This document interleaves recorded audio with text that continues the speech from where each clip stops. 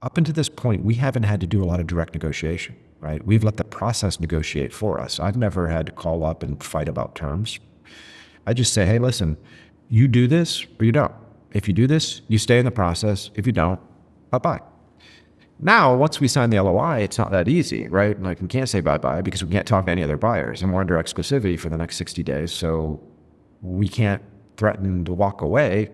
We're already in this. Now, we can walk away if those guys are belligerent or we decide we don't want to do the deal, but it's not a negotiating tactic.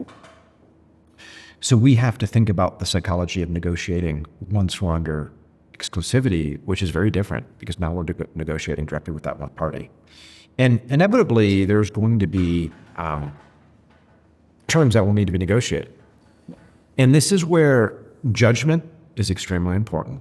This is where the credibility that we've built up through the entire process will bode well for us.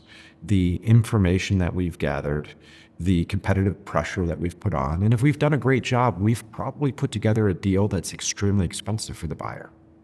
And so, like, it's not unusual for the buyer to be like, I'm paying a lot of money for this business, so now I sure as hell am going to make sure I'm protecting this legal document.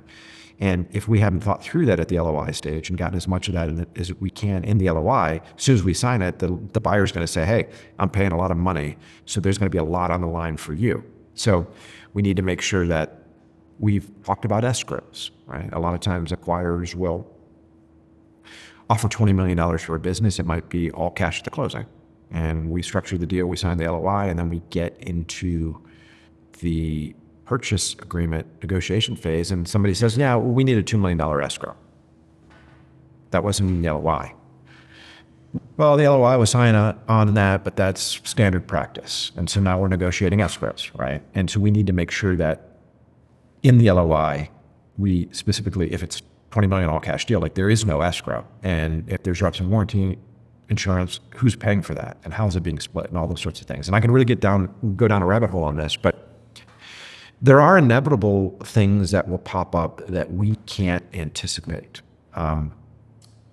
Let's say that you are a residential services business, and although the acquirers did a lot of work up front prior to making offers and prior to signing a letter of intent, the acquirer whom we chose to walk down the aisle with discovered some things that increased the risk of the business, maybe customer concentration, and they figured that out with diligence after signing the LOI. And they came back to us in good faith and said, hey, we have a problem here. There's a lot of customer concentration. If this big customer leaves, we didn't realize this before. We're going to end up leaving a lot of money on the table.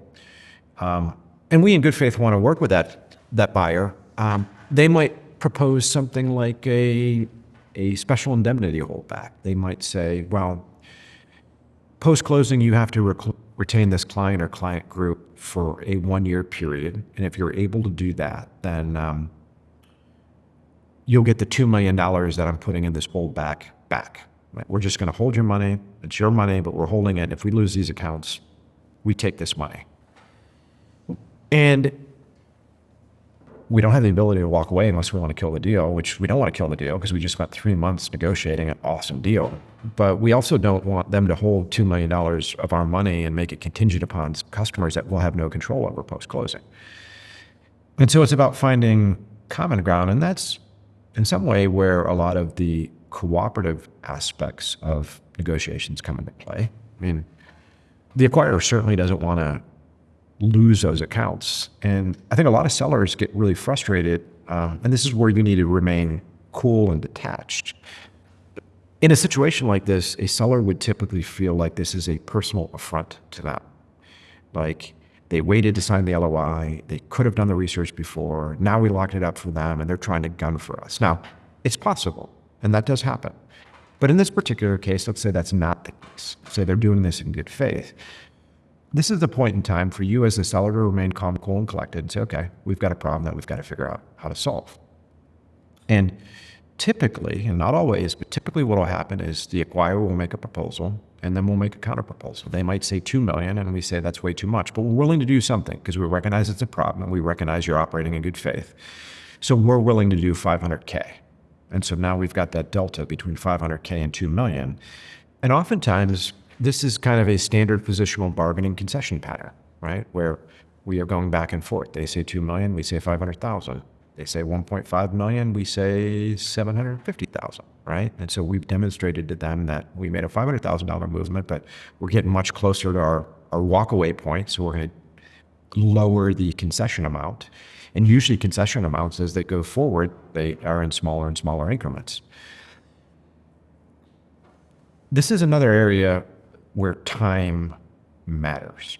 Time with regard to deadlines, time with regard to investment, and now time with regard to acceptance.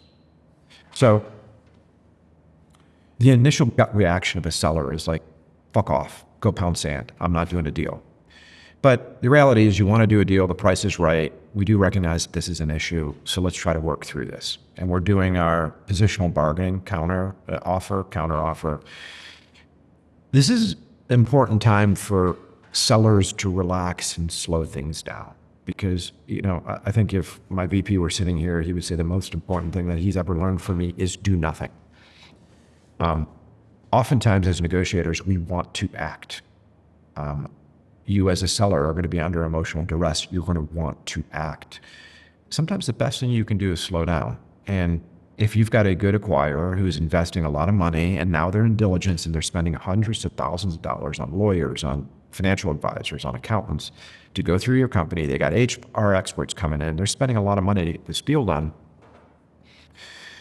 they probably don't want to walk away from it. But they need to be able to save face. It's really difficult for corporate guys to go back to their boss and say, hey, we discovered this. We should have found it earlier, but we didn't. And we tried to work with the seller and the seller's telling us, no way, you're trying to screw us. It's not a good position to be in because, of course, the boss is far away from the negotiating table. He hasn't invested the personal time. He doesn't have the relationship with the seller. It's very easy for him to say, forget it. Like, if that seller wants to be hard, I guess just walk away from this deal. So sometimes you just have to accept the offer, make your counter proposal. They'll make another counter proposal, and then you just wait and you sit on it and you relax and you fight all your natural instincts to get your arms up in the air and fight this, and you just relax. And sometimes time does heal those wounds. Sometimes the acquirer does more work, and more times than not, they'll come back and say, hey, I think we can make this work. If you're willing to do X, we'll just get this done. And ideally, you'll find yourself in a position that you ended up getting a better term than you otherwise would have gotten had you immediately engaged them.